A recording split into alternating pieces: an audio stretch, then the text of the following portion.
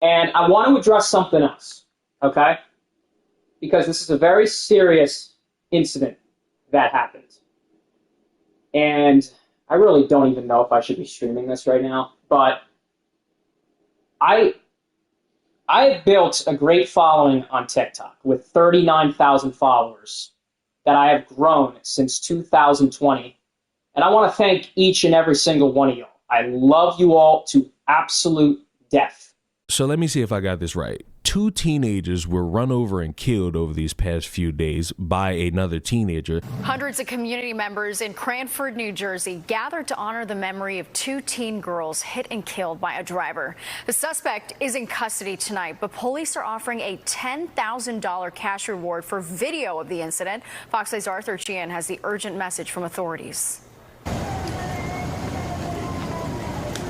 A mother's gut-wrenching wails could be heard from down the block on Burnside Avenue as family, friends, and neighbors of 2 17-year-old girls who were mowed down gathered Tuesday night to process their pain and loss.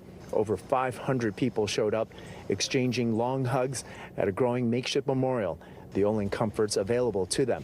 A glaring injustice for what they say was a deliberate hit and run that took the lives of their 2 innocent girls. I had only seen one girl. And then I walked down the street a little bit and I saw the other girl, and just horrible. On Monday at 5:30 in the afternoon, the driver of a black Jeep Compass SUV allegedly mowed down the 2 17-year-old girls who were on bikes, the force sending them flying over 100 feet down the road. The driver took off. Residents tell us the bike stuck underneath might have disabled the SUV about half a mile down the road, where they say the driver was arrested.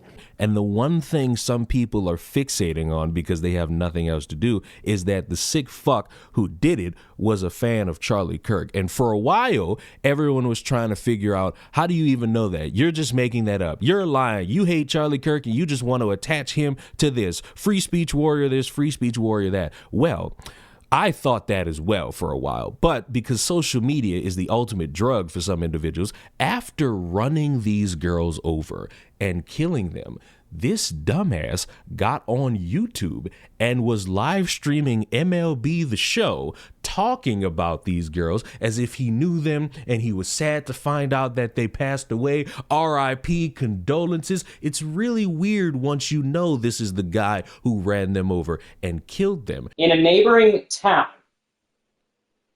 unfortunately, 2 girls were killed in a hit-and-run crash. Now, there has been a lot of misinformation going on over the internet. But I will say this. I wish my sincerest condolences to those 2 girls lost in that tragic accident. Okay? It is an absolute unfortunate situation. And there's more to the story that you're not getting. And what makes the Charlie Kirk thing play a factor is that either the day after or beforehand, this guy is sending pizzas to one of the girls' houses and he's on the phone talking about, oh, it'll be paid in cash at the door. And he lets it slip that they should be thinking about the things that they say in the future, because I believe one of the girls was not very kind to Charlie Kirk after he got shot and killed, and she was making crass comments about him online. He tells viewers it's all because allegedly Maria had made fun of Charlie Kirk. Whenever Maria sees the pizza guy come, better think of Charlie Kirk for making fun of his death. Stupid clown. And let's take a break just to say one thing. If he didn't deserve to die for opinions that you either agreed or disagreed with, she don't deserve to die for not caring about him passing away or getting shot in the neck. These are factors in free speech that a lot of people jump through when they want to make an excuse. Neither one of these people deserve to be dead, just so we're clear. And the element of Charlie Kirk being involved in this is very small in comparison to everything else, because I said a factor. Him being a fan of Charlie Kirk is a factor. It's the smallest factor, arguably insignificant in my opinion. Why? Because if I were to just tell you Charlie Kirk Kirk fan did this and I stopped there and you didn't bother to look into it further, you would maybe think I'm either lying or you would hold a little bit of credence to what I'm saying. But when you find out that this sick fuck was stalking this girl for months, he was harassing this girl for months to the point where she had to put in a restraining order on him to keep him as far as fuck possible away from her. And then you find out there's this story going around about this kid having a little bit of naughty material on his phone. You realize that there's a lot more here than just Charlie Kirk fan mad, so he runs over people. Then came word the driver, also a 17-year-old, knew one of the victims and had been, in their words, stalking her for months. He's been parked out front of her house. Online, in following school. her. Yeah. It was, the school was notified, the police were notified, like for 3 months now. And nothing happened. No. He was never stopped. No. Maria and Isabel are the names on the memorial, the mayor posting that they were students at Cranford High School until this. Others tell us the driver is related to the police chief of a neighboring town and had been repeatedly appearing at the victim's home prior to this. Clown. A fellow gamer asks if he'll drive to Maria's house to watch the pizza be delivered. I did that the last time, but the mother saw me pull up in the car, and I got tracked, and the police, did what they did. Bataloro made the video 9 days ago. On Monday, when the two girls were killed, police say Bataloro fled the scene before they found and detained him and issued him an astonishing 15 tickets. But he was not arrested because he claimed it was an accident. You get a story about a weirdo acting upon his weirdness, and he doesn't make himself out to be an innocent person who we should have sympathy for because he tries that game of, these false accusations on me. I'm just a 17-year-old kid. Making threats against my family will not be tolerated. My cousin has received hateful messages over social media about this whole spiel, and he's had to unfollow me on everything because of this whole drama. This will be in the hands of Jesus. Everything will be okay. I've been bullied, ridiculed, and stuff over false allegations, okay? Over this whole thing about things that have happened in the past. I really think you all should be a lot nicer to each other. If anything happens, I'm going to give you all some advice, all right? If you get bullied and ridiculed in school about, stuff that people hate you, I would tell your counselor immediately. I would also not run people over. Before this gets out of hand, you got to address all these things, because I'll tell you what, the amount of bullying that I've been put through in the past has been absolutely absurd. You don't make yourself out to be the innocent person after killing two people and getting on social media to feed me a fucking sob story. You make yourself out to be a little bit deranged, a little bit suspect, and overall a fucking criminal. And there's the added element of a lot of people didn't really do anything about this.